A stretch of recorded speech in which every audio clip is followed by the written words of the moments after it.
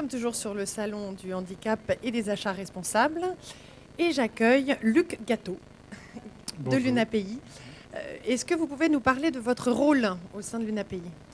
Alors mon rôle au sein de l'UNAPI est d'abord issu de mon rôle que j'ai au sein d'une association en Vendée, que je préside, une grosse association qui a dans le domaine du travail 900 travailleurs en ESAT et 120 travailleurs en entreprise adaptée.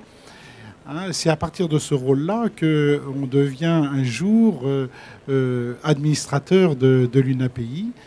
Et il y a 6 mois, Christelle Prado, notre présidente, m'a demandé de venir suivre particulièrement tout ce qui était le monde du travail protégé, l'emploi adapté. Alors pour plusieurs raisons, parce que je fais partie de ses parents qui sont encore en activité et je tiens une entreprise, une PME en Vendée de 50 personnes dans le bâtiment. Donc c'est à ces différents titres-là qu'elle m'a invité à suivre cette mission, que j'ai acceptée bien sûr volontiers. Vous me parliez de la spécificité de l'UNAPI, qui est un des premiers réseaux d'ESAT, mais qui a cette spécificité d'accompagner les personnes en situation de handicap mental. Alors, oui, c'est vraiment notre origine de l'association. L'association, elles ont toutes au moins 50 ans. Elles ont été lancées par des parents comme moi, qui n'avaient aucune issue pour leur enfant, et notamment alors dans le domaine de l'enfance, mais aussi dans le domaine du travail. Ils se sont remontés les manches pour créer les premiers CAT de l'époque, qui sont devenus les ESAT ensuite, et d'inventer ce concept. L'UNAPI est l'inventeur du concept de CAT qui est devenu ESAT. Parce qu'il fallait prouver que ces adultes avaient des possibilités de travail. Et c'est ça qui était important. Alors le handicap mental, c'est un handicap que l'on a à la naissance, ou dans les quelques mois. Enfin, c'est quelque chose et que l'on garde toute sa vie. Et un des éléments qui nous caractérise par d'autres handicaps, c'est que vous ne pouvez pas vous mettre à la place d'un handicapé avec un handicap mental. Vous pouvez vous mettre à la place de quelqu'un qui est en fauteuil roulant, de quelqu'un qui ne voit pas, qui n'entend pas, mais pas à la place de quelqu'un qui a un handicap mental. Et quand vous dites que vous les accompagnez, c'est-à-dire que par rapport aux autres ESAT... Alors, l'accompagnement, il n'est pas forcément foncièrement différent. Il est surtout de l'écoute, de l'adaptation. D'accord. De l'adaptation et de l'accompagnement. Ça, c'est vraiment la genèse de l'ensemble.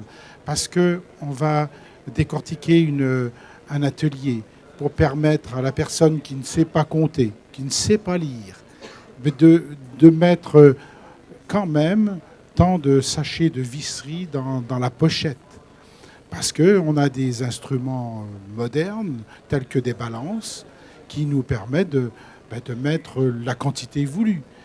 Voilà. C'est vraiment adapter le poste pour permettre à ces personnes-là de créer ce que l'on leur demande. Et c'est le travail des professionnels qui vont les entourer.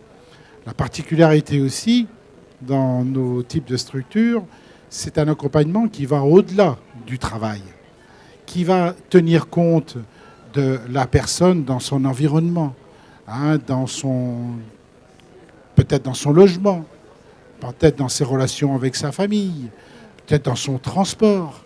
Parce que tout ça, c'est un élément. Le travailleur dans un ESAT qui n'a pas la possibilité de prendre un transport, c'est compliqué. Donc, nécessairement, on va avoir tous ces services qui vont tenir compte de son projet en globalité. Hein. Pour avoir un ordre de grandeur et avoir une idée du type de structure, en moyenne, combien de personnes comptabilisent vos ESAT, les ESAT, combien de personnes en situation de handicap et combien de personnes encadrantes, on va dire? Alors c'est à peu près pour disons une centaine de travailleurs, ça va être une trentaine d'accompagnateurs. Hein. Alors avec aussi des accompagnateurs qui vont être à des temps partiels, parce qu'il va falloir aussi travailler sur d'autres aspects de la personne.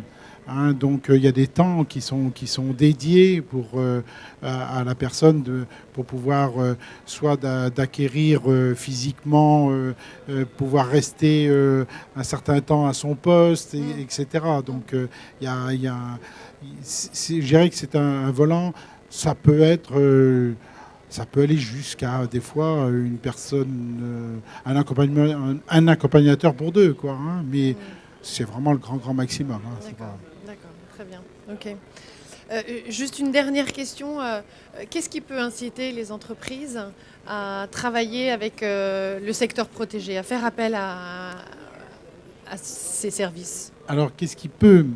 Eh bien, je pense que c'est de matière à rassurer une entreprise que d'avoir une structure qui, connaît bien le handicap, qui est en capacité d'apporter à l'entreprise justement tout ce modèle d'accompagnement, voire même, alors je parle de ces expériences qui ne sont plus des expériences, parce que c'est des choses qui se vivent déjà depuis plus de 30 ans, des ateliers par exemple qui sont projetés dans l'entreprise ordinaire.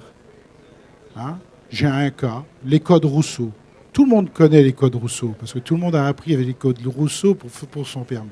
C'est en Vendée. Hein. Eh bien, ça fait plus de 30 ans qu'ils ont un atelier au sein de leur entreprise. Et le chef d'entreprise me disait, mais vous nous apportez ce que nous, on ne possède pas.